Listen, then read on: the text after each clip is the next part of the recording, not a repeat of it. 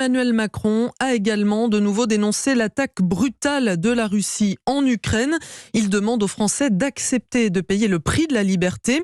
Le chef de l'État, qui s'est entretenu par téléphone avec son homologue russe, Emmanuel Macron, et Vladimir Poutine, se sont tous deux prononcés pour l'envoi dans les plus brefs délais d'une mission de l'Agence internationale de l'énergie atomique à la centrale nucléaire de Zaporijia. Arthur Delaborde.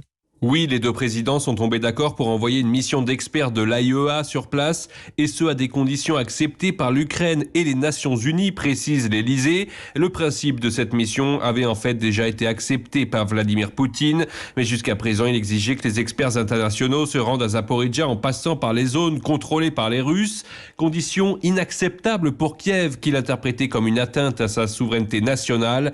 Lors de leur entretien, Vladimir Poutine s'est finalement engagé auprès d'Emmanuel Macron à ce que la mission de l'AIEA puisse arriver sur le site en passant par l'Ukraine. Un premier obstacle est donc levé, mais il reste de nombreux points à régler avant que les experts puissent effectivement commencer leur travail. Il faudra d'abord que la sécurité de la centrale soit garantie, autrement dit qu'un cessez-le-feu sur la zone soit négocié. Il faudra aussi fixer les modalités techniques des opérations. C'est pourquoi Emmanuel Macron et Vladimir Poutine ont prévu de se reparler dans les prochains jours. Les précisions d'Arthur Delaborde.